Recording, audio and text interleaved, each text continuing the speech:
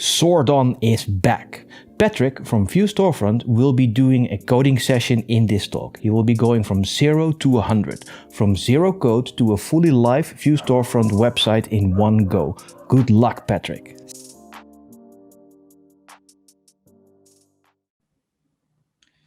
Okay, hello everyone. My name is Patrick Andrzejewski and I'm technical leader at Vue Storefront. Today I will show you how to implement a very basic online shop with using Vue Storefront 2. It's API and with using commerce tools as a commerce backend. Before we start, if you haven't seen my previous talk, of course I highly recommend you to watch this first, because that talk basically explains the whole architecture of Vue Storefront. So it will be easier to watch this first to understand everything and how it works, and then jump to the code. But of course, you can just follow my talk right now, because I also will try to describe everything as well here. But also in my previous talk, I was talking about Power Rangers, because I used Power Rangers theme to basically explain everything. And also I want to follow that way of explaining in this talk as well. So I'll be using again the Power Rangers theme to actually implement something with using Vue Storefront. So let's say you are the Zordon, which is the leader of Power Rangers.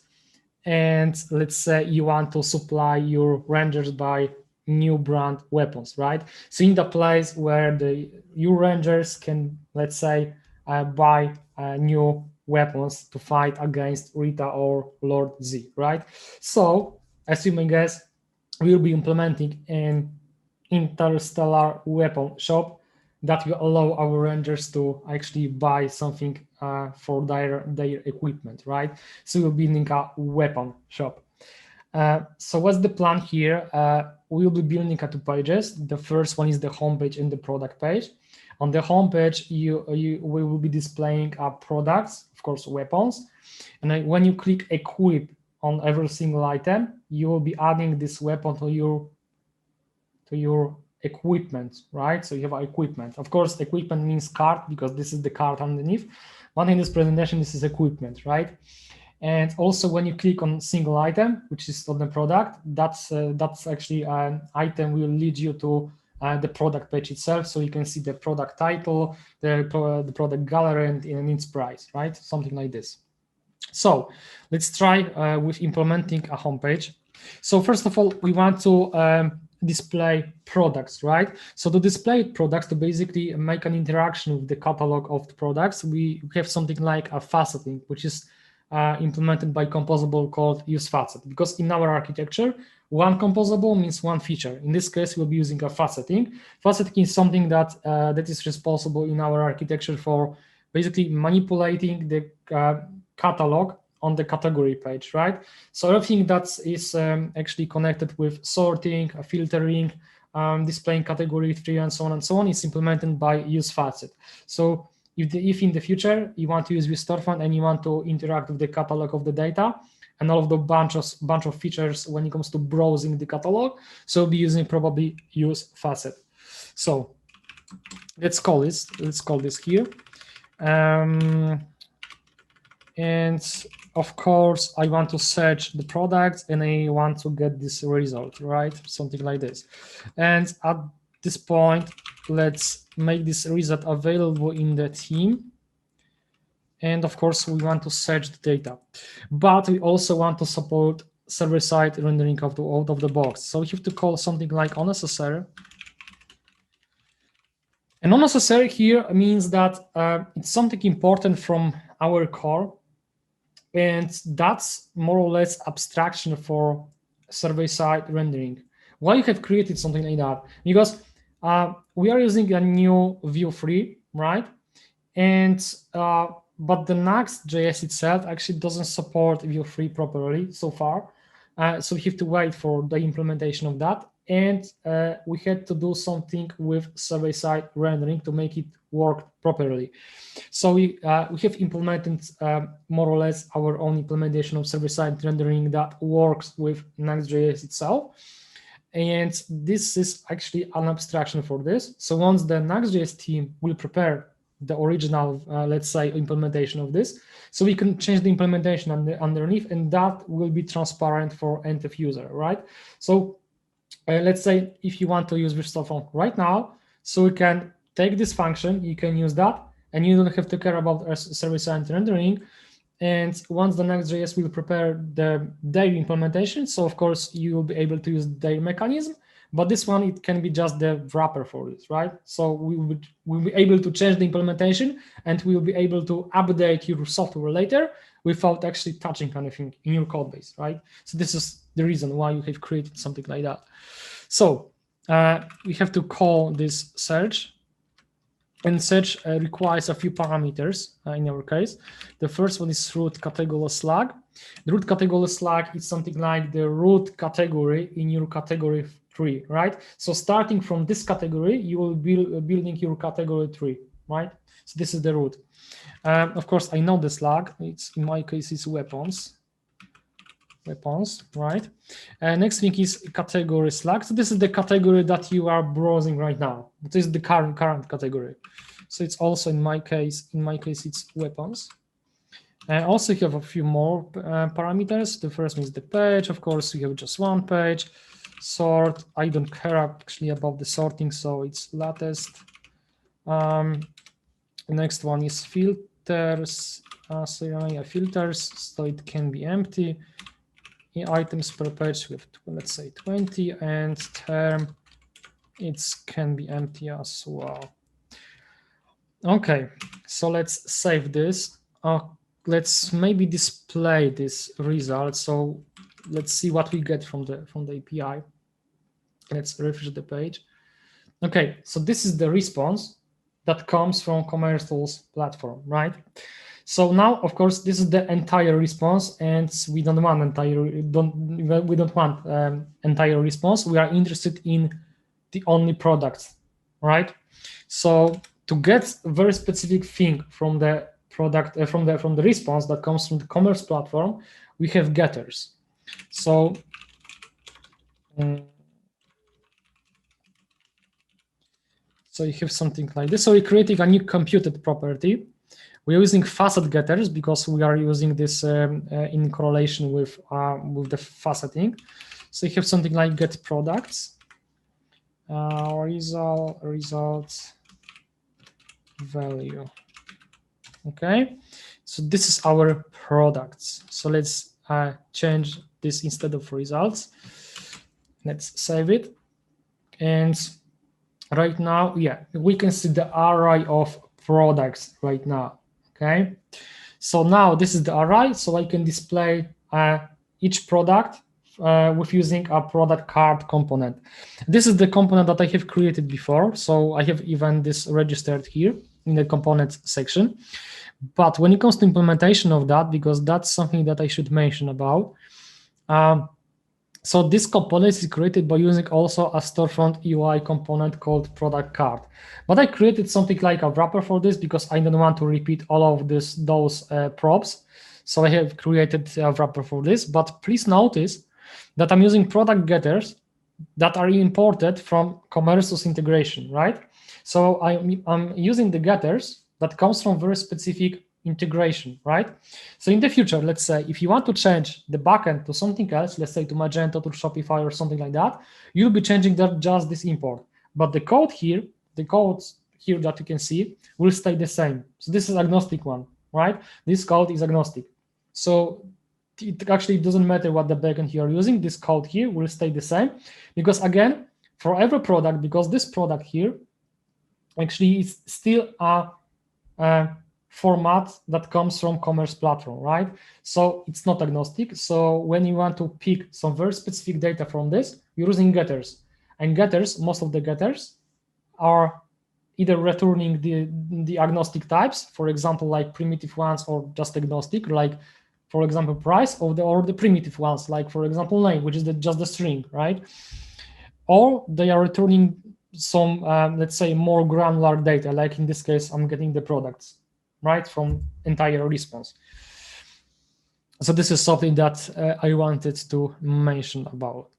Okay, so we have products. So let's use this product card here. Okay, so we'll be using v4. Okay, because I want to display those products. So product in products, right? So in a key, of course. So the perfect actually key for this can be a slug, let's say. So product getters gets slug product. So again, as you can see, I'm using the getter to get the slug, because the slug can be placed in a different, let's say, place when it comes to object that comes from commerce platform. But I don't have to care for this because each integration will provide getters for me, right? So I'm using this one, and also I have to pass product itself, which is here, product, right? As my component actually indicates here. Okay, so we have a product card, and of course I need to pass the product getters to my template, and I think that's all. So let's save this. Let's refresh the page. Yes, so I can see right now we can see the weapons here, right? So let's equip maybe this one. Okay, to my card. Oh, okay, so we haven't implemented this this button here, as you can see, because there's no reaction on that, right? So let's implement that. So to do something like that, we'll be using use card, right? Because the equipment feature is basically a card underneath, right? So we'll be using an add item here, and of course we need to place this to our template, right? And as I remember, we have an event called, yes, add to cart here. So we'll be using that event. Okay, so once I click that equip button, I want to add this to our equipment or cart, right? So let's implement that and let's save this. Okay. Okay, so now let's equip. And yes, we can see that we have some plasma gun in our equipment, right? So we can fight against Rita right now. So, but when I click on single product, okay, so it's not implemented, right? So let's jump to product page implementation.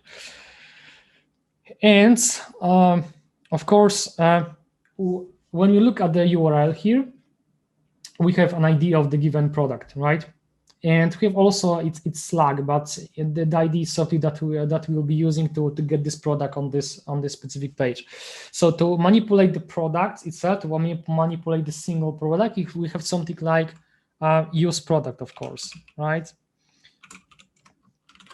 So we can use that. Okay. Okay, so you have use product. And of course, we have the response, which is called use products now, and we have search. Also, we need to pass an unique ID of this. This ID, it's actually quite important, and this is required by server-side rendering. This is the actually an identifier, unique identifier of the let's say place in the memory where we store our data when it comes to server-side rendering and basically the state itself. So let's say if you are using this composable in many components with the same key, so the content there, the state there will be shared across those calls, right? So let's say when you want to fetch product just once, right? And when you use the same key everywhere where you are using this use product, so the state will be shared there, right? So that's something important to remember. Okay, so of course, again, we can use unnecessary call. Okay, and we'll be loading this this product, but of course we need an ID of this, right? So we need this ID here. So we can use an Next.js API to get this ID. and we can easily access this with using the context routes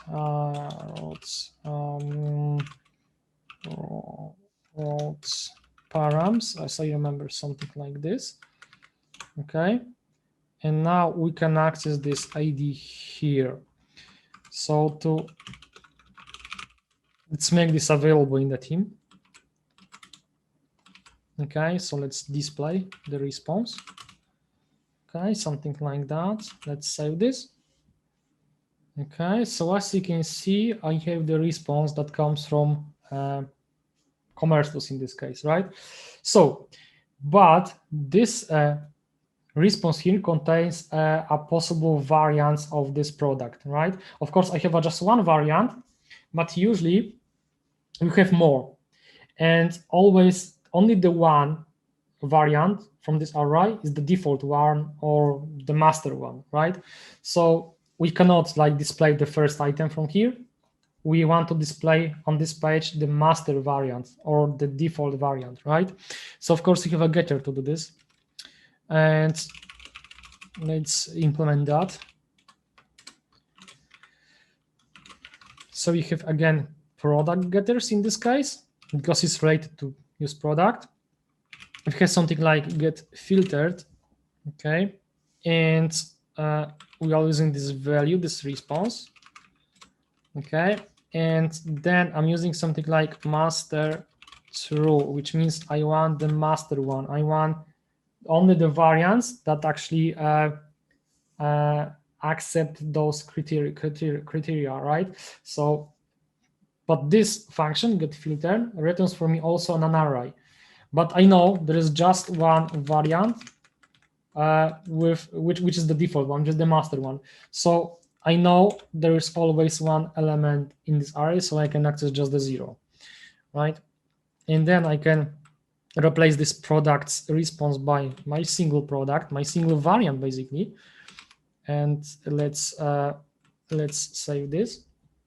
Okay, and as you can see, it becomes an object, right? Because I just get the first, of course, there was just one variant, right? So it seems like nothing has changed, but of course, by using this, if I had more variants in the list, it would return for me just the default variant in this case, right? Okay, so I have a product, but also I would like to see the product gallery, right? So there's also getter for this, assuming guys. So yeah, product getters, and it was get gallery.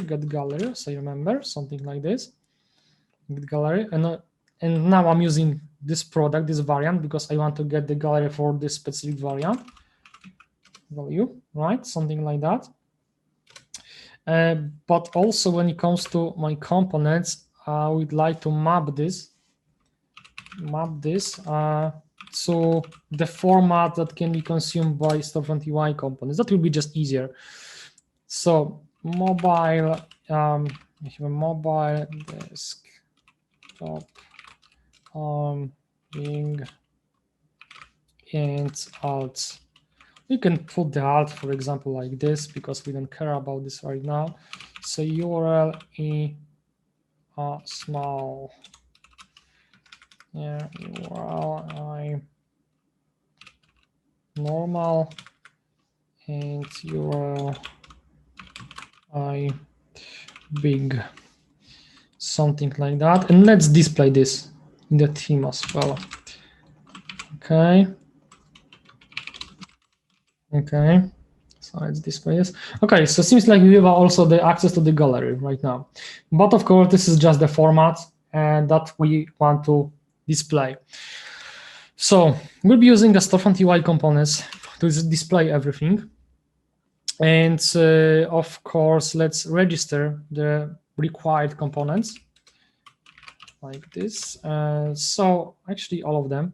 So first of all, I want to display the name of the product. I want to display price of the product. What else? I want to display the gallery itself, something like this. I think we don't need anything else. So let's maybe start with the gallery. So I'll be using this SF gallery here.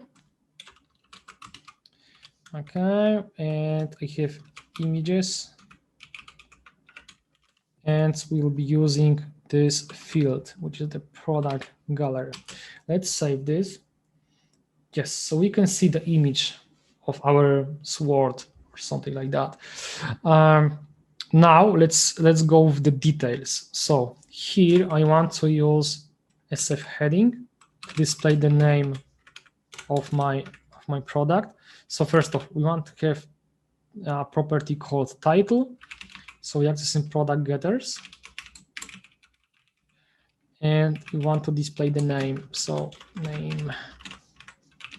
So again, this product here is just the product in the data format that we received from the commerce platform, which is not agnostic, but again, we are using the getters to make this agnostic and to display a very specific thing from this data format, right? So in this case, this is a name. We want to, there's another property called level, and that's actually, that component will generate for us actually h3 in this case, right? So a class again, and our class is SF link no underline SF handling, as I remember, we want to left. Okay, something like this. Let's save this. Of course, I don't have product getters available, so that's why we have an error. So let's save this from the page. Okay, so we have the name of our weapon, which is the tail of bottom nav. Okay, so that's it. And now we want to display a price. Okay, let's see how expensive that weapon is. So we have two properties: the regular price and special price. So to get this one, we have to use again the product getters. Get price, and this one returns for me an agnostic type called agnostic price, which has two fields. The first one is the regular and the special price, of course. So you want to access the regular one here, right? Regular. And here we want to do the same, but you want to access the special, right? And of course, this one will return for me the original value that comes from the API, which is the numeric one. And you want to format this based on the local, based on the actually browser settings or something like that. So we can use a Next.js API for this, which is the function that will format this for us. And we want to format this as currency.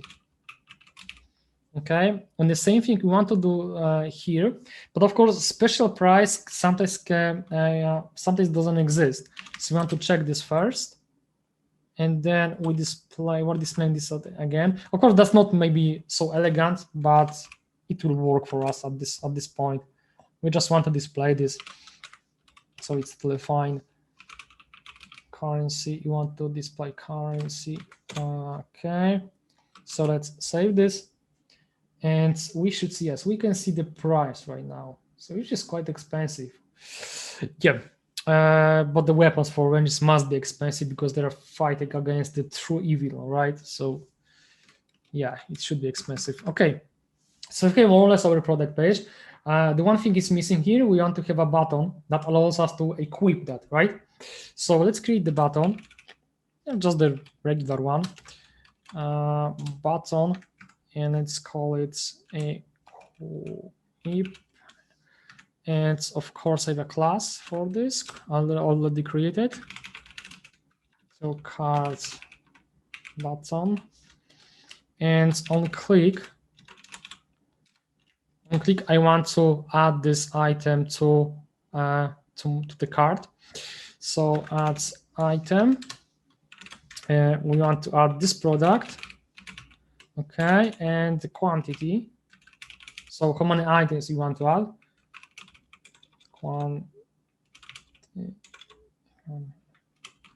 Okay, so you want to add just one item here, okay? And of course, this one will come from use cart, like on the homepage, right? So we'll be using add item from use cart. Okay, let's put this to our template. Okay, let's save this. So you can see the button here right now. And let's click that. Yes, so we have equipped our tail of bottom nav, which is our equipment, and we can go to our battlefield and we can fight against Lord Z and Rita. So that's all when it comes to demos. So we have implemented a very simple catalog, and let's say a simple product page, right? And this is something that you can do with let's say any backend and any set of catalog data, because the API will always stay the same, which means each time when you change the integration to something else, for example, we have commerce tools in this case because I'm using commerce tools, but when you change this to Magento, each integration will provide a bunch of those features already implemented. So then the only thing that you have to do is just use it, right? But the API here will stay exactly the same. Maybe the input parameters can be different depending on the platform, right? But interaction with the API and the way of accessing this will stay exactly the same. Okay, so you can, as a developer, you can focus on the features that are demanded from the business side. So you can focus on this instead of thinking about how to connect with external API, how to interact with this, and so on and so on. So you can focus only on the logic that you have to implement, right? Without thinking about low-level things. Okay, so that's all when it comes to this demo. Of course, feel free to ask me some questions. And thank you. Bye.